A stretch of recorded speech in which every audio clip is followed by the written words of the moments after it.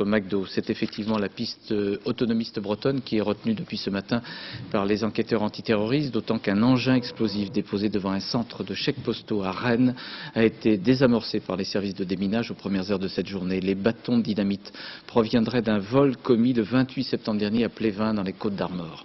Commentaire Agnès Varamian. Le minuteur fonctionnait toujours, c'est le détonateur qui a été défaillant. Une chance pour les démineurs. Quelques bâtons de dynamite déposés ici et dont il est certain qu'ils proviennent du vol le 28 septembre dernier de 8 tonnes d'explosifs de cette carrière des Côtes-d'Armor.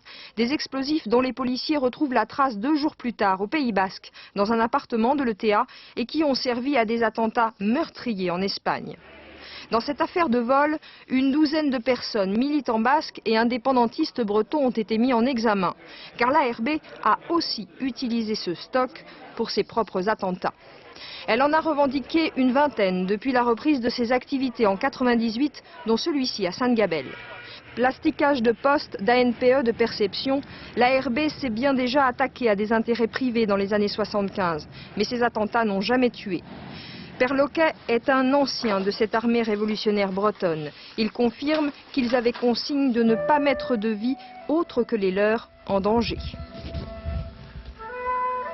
Ce qu'il y a, c'est qu'il faut faire attention, il ne faut pas que ça aille trop loin, quoi, dans ce sens que tant qu'il n'y a pas de victimes, c'est très bien, Enfin, ça va, quoi. Mais le jour où il y aura des victimes, ça sera gravissime. Est-ce alors la première bavure du mouvement armé autonomiste breton?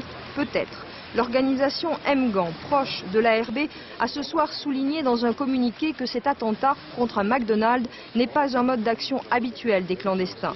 Mais on sait que la mouvance nationaliste bretonne, plutôt proche de l'extrême gauche, dénonce aussi la mondialisation.